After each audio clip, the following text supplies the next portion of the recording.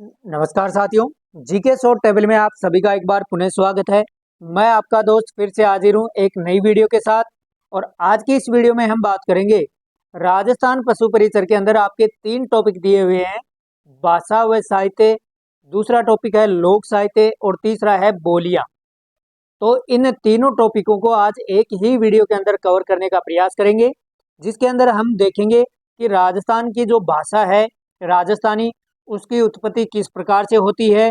इसके अलावा राजस्थानी भाषा की जो प्रमुख शैलियां हैं, जिनको लेकर आरएसएस भी है ज़्यादा क्वेश्चन पूछता है, जिसमें आपकी आती है वचनिका, द्वादेत, वात, पर्ची, झलना, मरेसिया, रासो, रूपक, विगत, वैली, साखी, शिलोक। इनको लेकर एग्जाम में अक्सर क्वेश्चन ज़्यादा पूछा जाता है। इसके अलावा राजस्थान की कौन सी बोली किस क्षेत्र के अंदर बोली जाती है, इन सभी बिंदुओं के ऊपर आज की इस वीडियो के अंदर चर्चा करेंगे। तो यदि दोस्तों आप वीडियो पर पहली बार आए हैं तो चैनल को सब्सक्राइब करें और इसके अलावा अपने दोस्तों के साथ शेयर करें। और अब आज की वीडियो शुरू करने से पहले आपके 3 शब्द आएंगे। पहला आता है भाषा, तो राजस्थानी भाषा हो गई। दूसरा आता है राजस्थान के अंदर बोली जाने वाली बोलियां। और तीसरा आता है आपका राजस्थानी साहित्य। अब ये सब चीजें क्या होती हैं, इनको सबसे पहले आपको समझना होगा। भाषा और बोली के अंदर अंतर क्या होता है दोस्तों। अब आपसे कहे कि राजस्थानी भाषा है, राजस्थानी बोली, तो इसके अंदर अंतर क्या होता है दोस्तों। तो सबसे पहले देखना होगा भाषा क्या होती है। किसी भी बोली का यदि मौखिक और लिखित रूप होता है, वो क्या कहलाता है, भाषा। यानी भाषा है वो लिखित भी होती है और मौखिक भी होती है, जबकि जो बोली होती है वो केवल क्या होती है, मौखिक होती है। इसके अलावा आपकी भाषा होती है, उसके अंदर एक व्याकरण होती है, जबकि बोली के अंदर कोई भी व्याकरण का प्रयोग नहीं होता है। इसके अलावा भाषा है उसके अंदर लिपि होती है, यानी अक्षरों की बनावट, जिसको लिपि कहा जाता है। जबकि बोली के अंदर जरूरी नहीं है कि लिपि हो। जिस प्रकार से आपके पशु पक्षी हैं वो एक दूसरे से बोलते हैं, लेकिन उसको हम लिख नहीं सकते। तो यानी बोली है उसकी क्या नहीं होती है, लिपि नहीं होती है। तो ये आपको समझ में आ गया होगा कि भाषा क्या होती है और बोली क्या होती है। फिर बात करते हैं साहित्य। तो साहित्य क्या होता है, जब किसी भाषा को हम लिखित रूप में लिखते हैं तो उसको साहित्य कहा जाता है। और यदि किसी हम भाषा को बोलते हैं और लिपि नहीं होती है तो उसको हम बोली कहते थे। तो अब आपको समझ में आ गया होगा कि भाषा, बोली और लिपि क्या होती है। अब हम बात करेंगे राजस्थानी भाषा की जो उत्पत्ति है वो किस प्रकार से होती है। तो सबसे पहले उद्योतन सूरी, जो कि गुजर प्रतिहार के काल में हुए थे, इन्होंने एक ग्रंथ लिखा था। ये एक जैन साहित्यकार थे। इन्होंने एक ग्रंथ लिखा था जिसका नाम था कुवलय माला, 913 ईस्वी के अंदर। इन्होंने इसके अंदर 18 भाषाओं का उल्लेख किया था। और इन 18 भाषाओं के अंदर राजस्थान भूखंड के अंदर जो भाषा बोली जाती थी, उसके लिए इन्होंने मरु भाषा शब्द का प्रयोग किया था। यानी इन्होंने राजस्थानी भाषा नहीं कहा, बल्कि राजस्थान भूखंड में जो बोली जाती थी उसको मरु भाषा नाम दिया था पहली बार। फिर बात करते हैं राजस्थानी भाषा का उद्भव कब से शुरू हुआ। तो आपकी आएगा 11वीं और 12वीं शताब्दी से राजस्थानी भाषा का उद्भव शुरू हो चुका था। लेकिन राजस्थानी भाषा है वो एक स्वतंत्र रूप से भाषा के रूप में विकसित हुई थी, तो वो आपका होगा 16वीं शताब्दी। अब स्वतंत्र भाषा कब बनती है, जब किसी भाषा की लिपि और इसके अलावा आपके उसके मानक शब्द बन जाते हैं, तो वो एक स्वतंत्र भाषा बन जाती है। मानक शब्द का मतलब ये होता है कि वो उसी भाषा के शब्द होते हैं, अन्य किसी दूसरी भाषा के शब्द नहीं होते हैं, तो वो कहलाती है आपका मानक शब्दावली। फिर आता है दोस्तों, एक महान इतिहासकार हैं जिनका नाम है जॉर्ज इब्राहिम ग्रियर्सन। इन्होंने सबसे पहले राजस्थानी भाषा के ऊपर सर्वे किया था। तो इन्होंने एक पुस्तक लिखी थी जिसका नाम था लिंग्विस्टिक सर्वे ऑफ इंडिया। और इस पुस्तक के अंदर इन्होंने राजस्थान भूखंड के अंदर बोली जाने वाली भाषा के लिए सबसे पहले राजस्थानी शब्द का प्रयोग किया था। ये एग्जाम में क्वेश्चन आ सकता है, बहुत ही वेरी वेरी इंपॉर्टेंट है। और इस पुस्तक का भी आपका क्वेश्चन आ सकता है। और किस वर्ष में ये प्रकाशित हुई थी, तो 1912 में हुई थी। ये सभी बातें काफ़ी इंपॉर्टेंट है दोस्तों, आपको निश्चित तौर पर एक क्वेश्चन देखने को मिलेगा। अब ये जो आपकी राजस्थानी भाषा है, अब आपसे एक क्वेश्चन पूछूंगा कि राजस्थानी भूखंड के लिए सबसे पहले राजस्थान शब्द का प्रयोग किसने किया था, जिसकी चर्चा हमने राजस्थान भूगोल पढ़ा था तब कर चुके हैं। तो आप मुझे कमेंट बॉक्स में बताएंगे कि भूखंड के लिए राजस्थान शब्द का प्रयोग किसने किया, जबकि भाषा के लिए राजस्थानी शब्द का प्रयोग जॉर्ज इब्राहिम ग्रियर्सन ने किया था। अब बात आती है मारवाड़ी। तो मारवाड़ी एक बोली है दोस्तों राजस्थान की, लेकिन इस मारवाड़ी बोली को राजस्थानी भाषा का पर्यायवाची माना जाता है। पर्यायवाची शब्द तो आप समझते हैं क्या होता है, जैसे मान लीजिए जल का क्या होता है, नीर पर्यायवाची शब्द होता है। तो ऐसा कहा जाता है कि राजस्थानी भाषा है उसका जो पर्यायवाची शब्द है या पर्याय जिसको हम कह सकते हैं, तो वो मारवाड़ी बोली को कहा जाता है। क्यों कहा जाता है, तो ये आप समझेंगे कि जैसे मान लीजिए राजस्थान के अंदर आपका कोई गुजरात का व्यक्ति आता है, तो आप उसके लिए प्रयोग करते हैं कि ये गुजराती है, यानी गुजराती भाषा बोलता है तो गुजराती कहते हैं। इसी प्रकार से आपका महाराष्ट्र का कोई व्यक्ति आता है तो आप उसको मराठी कहते हैं। इसी प्रकार से आप गुजराती बिहार का होता है तो उसे बिहारी कहते हैं, यानी उसकी भाषा का प्रतीक के रूप में आप उसको आप नाम देते हैं। इसी प्रकार से राजस्थान का व्यक्ति जब किसी दूसरे स्टेट में जाता है तब वहां पर उसके लिए दो शब्दों का प्रयोग होता है। एक तो होता है कि आप कहाँ से हैं, तो हम कहते हैं कि राजस्थान से, तो वो कहता है कि ये राजस्थानी है। लेकिन यदि आप उसको नहीं बताते और आप यदि बोली बातचीत करते हैं, तो वो आपकी बोली का जब सुनता है तो वो कहता है कि ये मारवाड़ी है। यानी हमारी बोली को सुनकर लोग कहते हैं कि ये मारवाड़ी है, और हम कहते हैं कि राजस्थान से तो राजस्थानी, यानी राजस्थानियों को ही मारवाड़ी कहा जाता है। तो ये पर्यायवाची हो गया, ये एग्जाम में क्वेश्चन आ सकता है। फिर बात करते हैं राजस्थानी भाषा की उत्पत्ति है वो किस भाषा से हुई है। तो प्राकृत भाषा के अपभ्रंश रूप होते हैं, उनसे इसकी उत्पत्ति मानी जाती है। अब राजस्थानी भाषा की उत्पत्ति कैसे हुई उसको समझते हैं। सबसे पहले आपके भारत के अंदर सबसे जो पहली भाषा थी वो संस्कृत थी, और संस्कृत से ही आपकी अन्य भाषाओं का क्या हुआ था दोस्तों, जन्म हुआ था या उद्भव हुआ था। तो संस्कृत भाषा काफी जटिल होती थी, इसको बोलने में काफी परेशानी होती थी आम लोगों को। तो इसका एक धीरे धीरे सरलीकृत रूप आने लगा था और उसको कहा जाने लगा पाली भाषा। फिर पाली भाषा का भी और सरलीकृत रूप आया जिसको कहा गया प्राकृत भाषा। उसके बाद में प्राकृत भाषा का बिगड़ा हुआ रूप, तो ये प्राकृत भाषा का बिगड़ा हुआ रूप है जो कि अलग अलग भागों में अलग अलग नामों से जाना गया।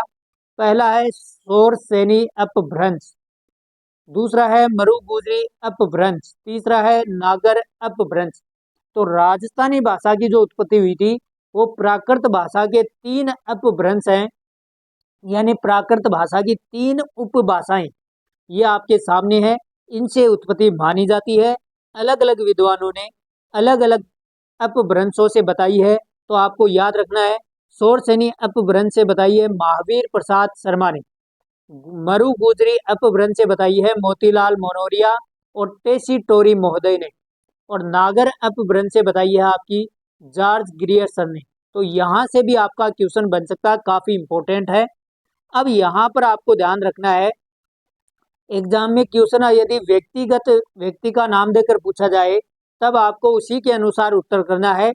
जॉर्ज ग्रियर्सन ने नागर को बताया है, लेकिन अगर आपके एग्जाम में क्वेश्चन आए कि राजस्थानी भाषा का उत्पत्ति है वो प्राकृत भाषा के किस अपभ्रंश से मानी गई है, सर्व जो मान्य मत है तो वो है आपका मरु गुजरी अपभ्रंश। ये इन तीनों मतों में से सबसे ज्यादा उपयुक्त माना गया है। अब क्यों माना गया है, वो इसलिए माना गया है कि मरु गुजरी जो शब्द है ये दो शब्दों से बना है, मरु और प्लस गुजरी। तो इस मरु गुजरी अपभ्रंश से दो भाषाएं निकली थी, एक तो आपकी मरु भाषा जिसको हम वर्तमान में राजस्थानी भाषा कहते हैं, और दूसरी गुजरी से निकली थी गुजराती भाषा जो कि आपके गुजरात के अंदर बोली जाती है।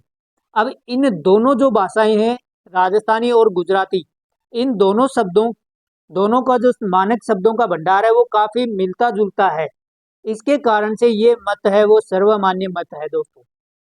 फिर आता है जॉर्ज ग्रियर्सन, इन्होंने अपनी पुस्तक के बारे में हमने चर्चा की जो कि 1912 में आई थी 20 भागों में, और सबसे पहले इसी पुस्तक के अंदर राजस्थानी शब्द का प्रयोग किया गया था राजस्थानी भाषा के लिए। और इन्होंने राजस्थानी भाषा को 5 प्रमुख उपबोलियों या 5 भागों में इन्होंने बांटा था। दूसरे आपके जो इतिहासकार हैं एल.पी. टेसीडोरी, इन्होंने एक पुस्तक लिखी थी इंडिया इंटी केवेरी, जो कि 1914 से 16 में आई थी।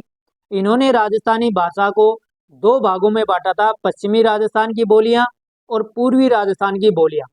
तो आपकी जो पश्चिमी राजस्थान की बोलियां हैं उनके अंदर आपको मरु गुजरी अपभ्रंश का प्रभाव ज़्यादा मिलता है देखने को, और शोरसेनी अपभ्रंश का प्रभाव आपकी पूर्वी राजस्थानी बोलियों के ऊपर देखने को मिलता है।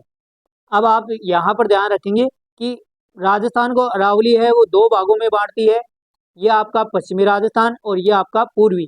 तो पश्चिमी राजस्थान में जो बोली जाती है बोलियां मारवाड़ी, मेवाड़ी, बांगड़ी, वांगड़ी, शेखावाटी। इसके अलावा बहुत सारी उप बोलियां बोली जाती है जिनकी चर्चा हम आगे करेंगे। और पूर्वी राजस्थान के अंदर ढूंढाड़ी, हाड़ौती, मेवाती, मालवी और अहिरवाटी। अब हम एक एक बोली को बारे में डिटेल से समझेंगे। पहला आती है हमारी मारवाड़ी। तो किसी भी बोली का आपको एग्जाम की दृष्टि से महत्वपूर्ण जो बात याद रखनी ही रखनी है, पहली तो आपको क्षेत्र याद रखना है और दूसरा उसकी जो उपबोली है उसको याद रखना है, क्योंकि एग्जाम में क्वेश्चन बनेगा तो इन्हीं दो बिंदुओं से ज्यादा बनने की संभावना रहेगी। तो मारवाड़ी जो भाषा है वो आपके जोधपुर, बीकानेर, नागौर, बाड़मेर, जैसलमेर, पाली और शेखावाटी का जो आपका पश्चिमी क्षेत्र है चूरू वाला, उसके अंदर बोली जाती है। दूसरा इसकी मुख्य विशेषता है कि ये राजस्थान के सर्वाधिक क्षेत्र में बोली जाती है और सर्वाधिक जनसंख्या के द्वारा बोली जाने वाली बोली है वो आपकी मारवाड़ी है। और राजस्थानी भाषा की मानक बोली भी किस बोली को माना जाता है, तो मारवाड़ी बोली को माना जाता है। पर्याय यानी पर्यायवाची किस भाषा को, बोली को मारवाड़ी। और राजस्थानी भाषा के जो अधिकांश साहित्य हैं वो इसी बोली के अंदर लिखे गए हैं दोस्तों। तो राजस्थान की जो राजस्थानी भाषा है उसकी दो प्रमुख शैलियां हैं, एक तो आती है आपकी डिंगल और एक आती है पिंगल शैली। तो जो पिंगल शैली है ये आपकी पश्चिमी राजस्थान में थी और डिंगल शैली है ये आपकी पूर्वी राजस्थान में थी।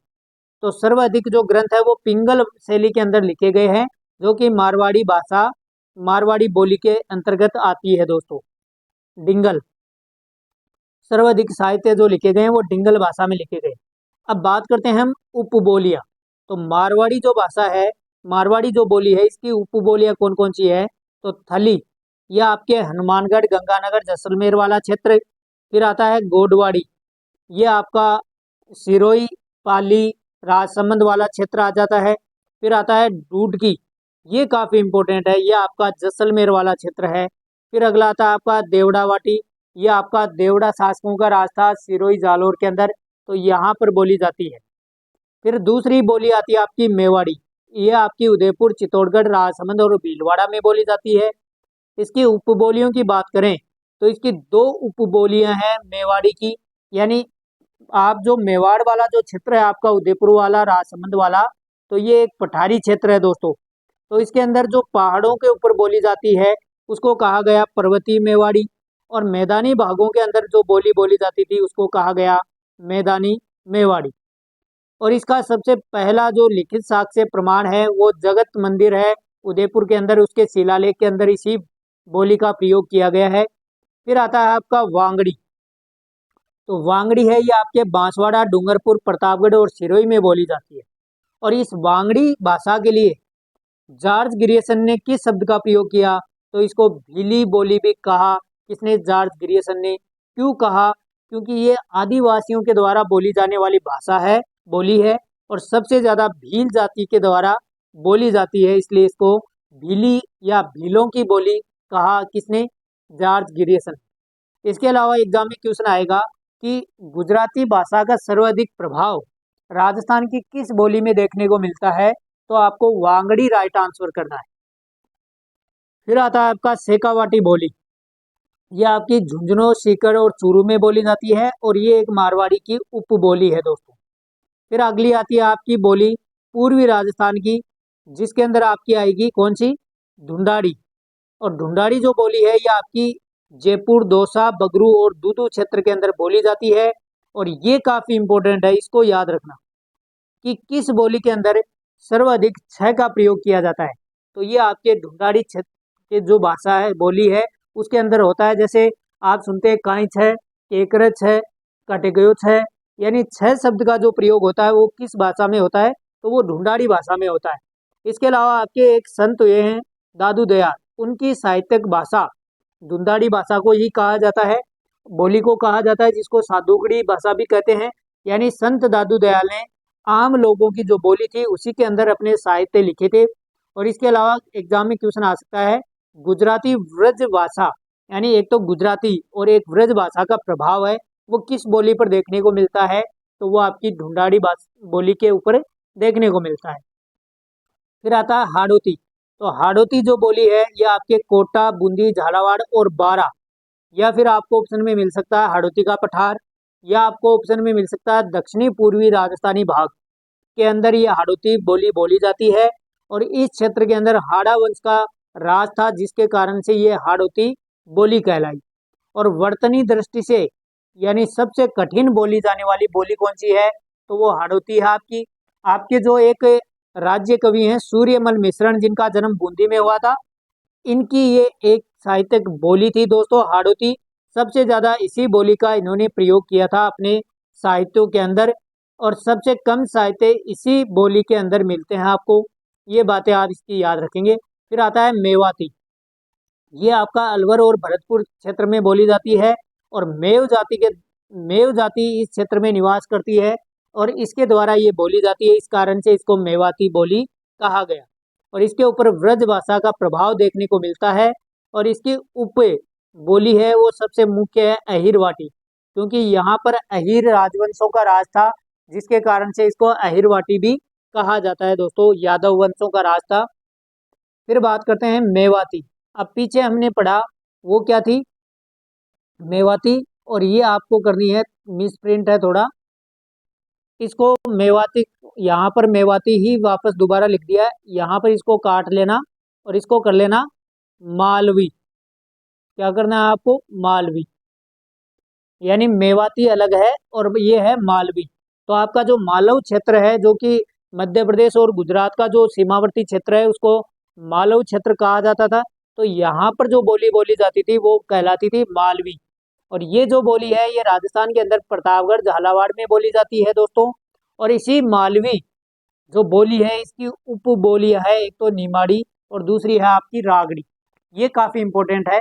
तो ये भी आपके राजस्थान के जो नीचे का दक्षिणी क्षेत्र है, प्रतापगढ़, चित्तौड़गढ़ और झालावाड़ वाला, उसी क्षेत्र में ये दोनों बोलियां भी बोली जाती है। अगली आती है आपकी खेराड़ी बोली। यह आपके शाहपुरा, भीलवाड़ा और टोंक के अंदर बोली जाती है। और एग्जाम में क्वेश्चन बनेगा तो मेवाड़ी, ढूंढाड़ी और हाड़ौती, इन तीनों क्षेत्रों का मिश्रित रूप किस बोली को कहा जाता है, तो खेराड़ी को कहा जाता है। यह आपका राजस्थान का चित्र है। तो इसके यहाँ पर बोली जाती है कौन सी, मेवाड़ी, यहाँ पर हाड़ौती और यहाँ पर ढूंढाड़ी। इन तीनों का ये बीच का जो क्षेत्र है मिश्रित रूप हो जाता है यहाँ पर एक बोली का, जो कि आपका टोंक जिला आता है।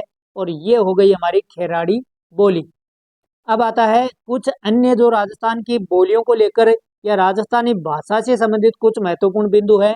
मारवाड़ी भाषा ऐप, ये आपके राजस्थान राज्य अभिलेखागार जो कि बीकानेर में है के द्वारा एक ऐप लॉन्च किया गया था, जिसका नाम था मारवाड़ी भाषा ऐप।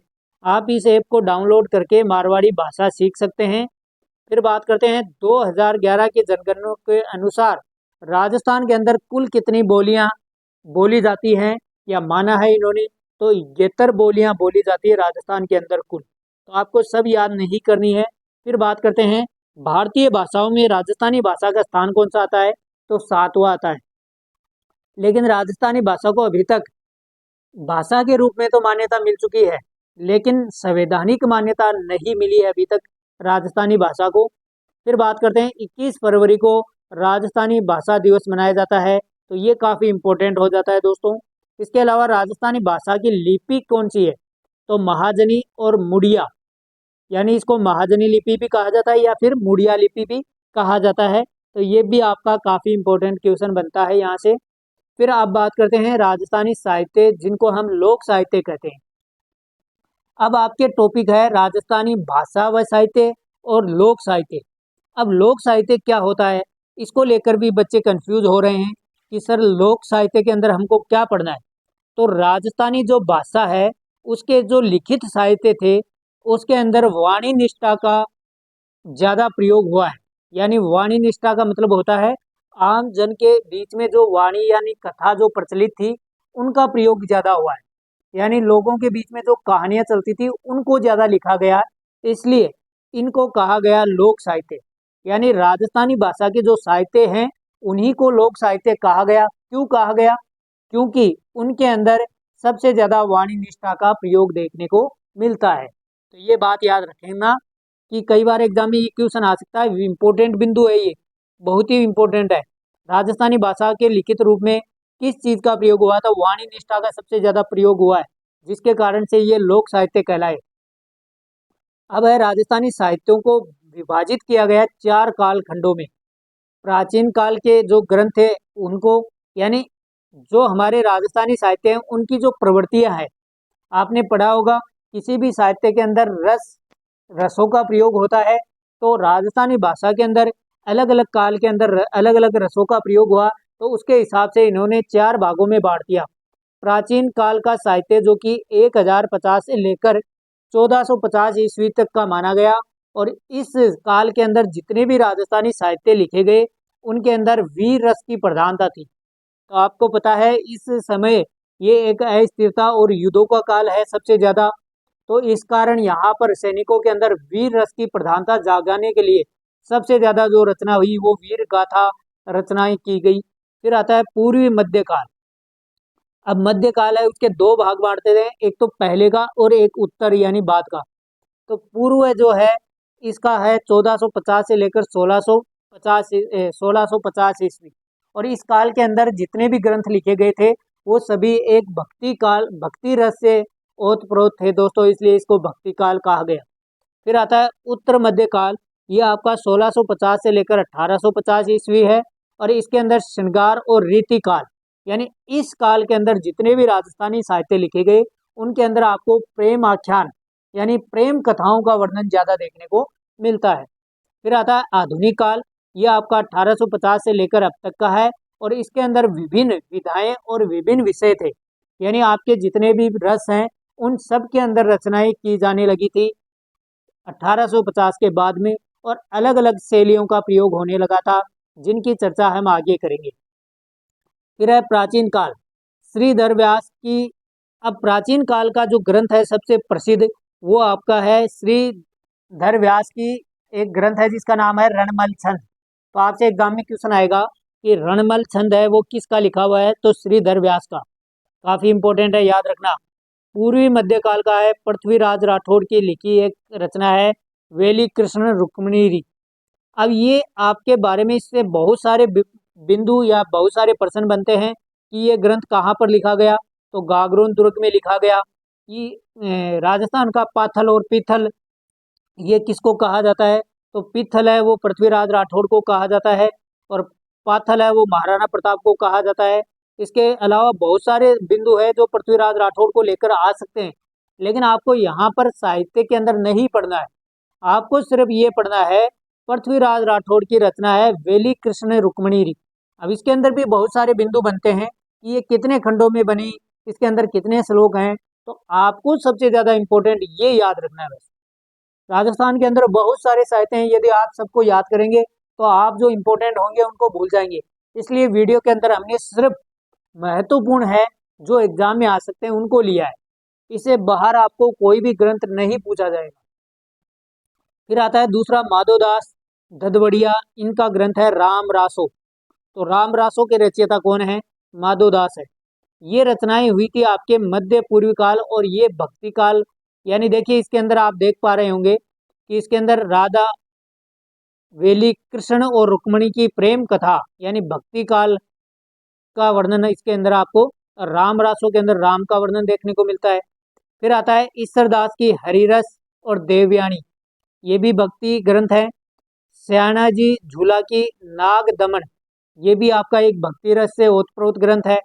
फिर आता है आपका उत्तर मध्य काल, और ये काल था आपका श्रृंगार यानी प्रेम कथाओं से ओतप्रोत काल था दोस्तों। और इसके अंदर आपका पहला प्रसिद्ध रचनाकार है मंछाराम। इसकी एक ग्रंथ है जिसका नाम है रघुनाथ रूपक। इसके अलावा इस काल में सोरठ सबसे अधिक लिखे गए, राजियारा सोरठ, चक्रियारा सोरठ, मोतियारा सोरठ, ये काफ़ी सोरठ लिखे गए थे। फिर आता है आधुनिक काल। तो आधुनिक काल की शुरुआत है वो बाकीदास और सूर्यमल मिश्रण, जिनका जन्म बूंदी के अंदर हुआ था। तो इनके ग्रंथों की रचना के काल से माना जाता है आधुनिक साहित्य काल, जो राजस्थान का है, जो कि विविध विधाओं का काल कहा जाता है। और बाकीदास की प्रसिद्ध रचना थी बाकीदासरी ख्यात, और सूर्यमल की प्रसिद्ध ग्रंथ था वंश भास्कर और वीर सतसई। और आधुनिक राजस्थानी काव्य के नवजागरण का प्रथम कवि किसको माना जाता है? तो वो सूर्यमल मिश्रण को माना जाता है। अब आता है राजस्थान के विभिन्न साहित्य की शैलियां, जिनको लेकर आरएसएस भी पिछले कुछ एग्जामों में ज्यादा क्वेश्चन यही से पूछ रहा है। तो ये इम्पोर्टेंट है, ये काफी याद रखना। पहला आता है रासो। रासो क्या होता है? जिस काव्य रचना में राजा की कीर्ति, विजय और युद्धों का और वीरता का वर्णन हो, उसको रासो कहा जाता है। तो एग्जाम में क्वेश्चन यही से बनेगा कि किसी रचना के अंदर राजा की कीर्ति, विजय, युद्ध और वीरता का वर्णन हो, क्या कहलाता है? तो वो रासो कहलाता है। अब प्रमुख रासो हैं, उनके रचनाकार हैं, उनको लेकर भी आपका क्वेश्चन आ सकता है। पृथ्वीराज रासो है वो चंद्रवरदाई की, बिसल देव रासो नरपति नाला की, संगत रासो गिरधर आसिया की, खुमान रासो दलपत विजय की, हमीर रासो जोधराज की। अगला आता है आपका ख्यात। अब ख्यात क्या होता है दोस्तों? ख्यात से वैसे ही आपको शब्द से पता चलता है कि किसी व्यक्ति की ख्याति फैलना, यानी चारों तरफ किसी की ख्याति या प्रसिद्धि हो गई। तो राजा द्वारा अपने सम्मान, सफलता और विशेष कार्यों के रूप में इतिहास को लिखवाया जाता है, तो उसको कहा जाता है ख्यात। तो आपको ये परिभाषा याद रखनी है, आपको ज़्यादा दिमाग नहीं लगाना, आपको सिर्फ परिभाषा याद रखनी है, क्योंकि आपको परिभाषा देकर ही पूछा जाएगा कि राजा द्वारा अपने सम्मान, सफलता और विशेष कार्यों के लिए इतिहास लिखवाना क्या कहलाता है? तो ख्यात कहलाता है। अब प्रमुख जो ख्यात है उनमें मोहणोत नैनसिरी ख्यात, दयालदासरी ख्यात, और ख्यात का प्रारंभ है वो अकबर के काल से माना जाता है दोस्तों। तो ये बातें इसकी याद रखेंगे ख्यात की। फिर आता है झमाल। तो झमाल क्या होता है? एकमात्र राजस्थानी काव्य का मात्रिक छंद को झमाल कहा जाता है, और इंद्र सिंह राज का झमाल काफी प्रसिद्ध है राजस्थान के अंदर। फिर आता है दोस्तों वचनिका। वचनिका क्या होती है? तो तुकांत गद्य पद्य की रचनाएं हैं वो वचनिका कहलाती है। और इसमें अचल दास खिचीरी वचनिका, जो कि शिवदास गढ़न के द्वारा रचित ग्रंथ है दोस्तों। तो ये याद रखना, इसके ग्रंथ का नाम याद रखना इंपॉर्टेंट है। फिर आता है विगत। ये काफी इंपॉर्टेंट है। किसी विषय का विस्तृत इतिहासपरक विवरण विगत कहलाता है।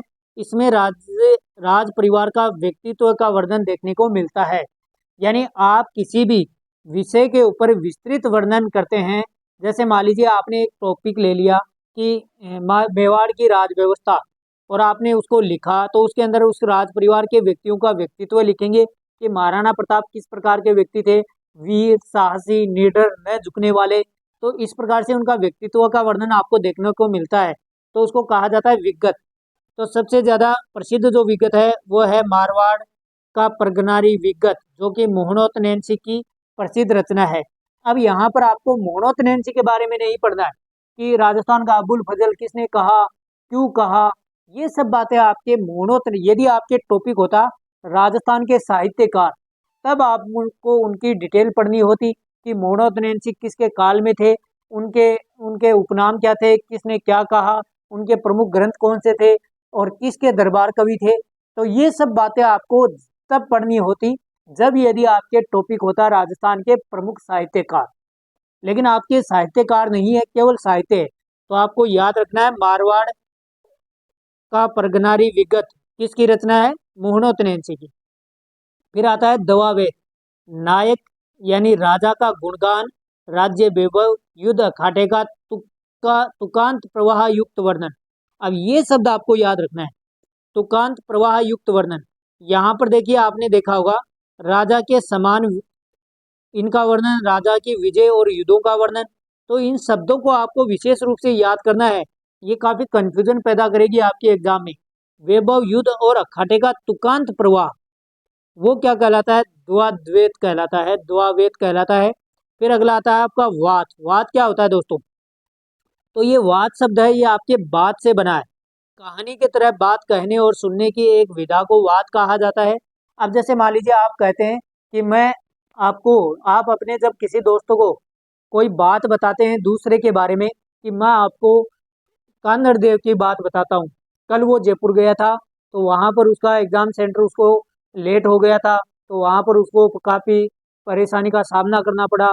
फिर उसने एप्लीकेशन लिखी, उसके बाद में उसको एग्जाम में बिठाया गया। तो इस प्रकार से हम आपको एक कहानी के रूप में बता रहे हैं। किसके बारे में? कान्हड़ देव के बारे में। तो यानी किसी दूसरे व्यक्ति की बात, कहानी को हम जब बात के रूप में बताते हैं तो उसको कहलाती है बात कहलाती है। और कान्हड़ देव की बात, बाबूजी की बात, राव अमर सिंह जी की बात, ये काफ़ी प्रसिद्ध राजस्थान की बात है दोस्तों, कहानियां हैं। फिर आता है पर्ची। ये सबसे ज़्यादा एग्जाम में पूछा गया है आरएसएसबी के द्वारा। राजस्थानी साहित्यों में संतों द्वारा रचित पदबंध रचना जिसमें महात्माओं का जीवन परिचय आपको देखने को मिलता है, वो क्या कहलाती है? पर्ची। और प्रमुख संत रैदास की पर्ची, संत पीपा की पर्ची और संत दादू दयाल की पर्ची, और इसके अलावा रामदेव जी की पर्ची काफ़ी प्रसिद्ध है। फिर आता है प्रकाश। प्रकाश क्या होता है? किसी व्यक्ति विशेष या राजवंश की उपलब्धियों या घटनाओं पर प्रकाश डालने वाली रचना को प्रकाश कहा जाता है। सूर्य प्रकाश है, सूरज प्रकाश है वो कर्णिदान की है।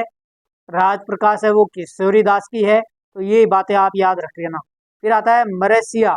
किसी व्यक्ति विशेष की मृत्यु के बाद शोक व्यक्त करने के लिए लिखा गया काव्य मरसिया कहलाता है। रानी जगपत्रा मरसिया काफी प्रसिद्ध है दोस्तों। फिर अगला आता है रूपक। किसी वंश या व्यक्ति विशेष की उपलब्धियों के स्वरूप को दर्शाने वाले काव्य रूपक कहलाता है। और इसमें प्रसिद्ध आपका आता है राजरूपक, जो कि वीरभान का प्रसिद्ध ग्रंथ है दोस्तों। तो ये था दोस्तों आपके राजस्थान की प्रमुख भाषा व साहित्य, लोक साहित्य और बोलियां।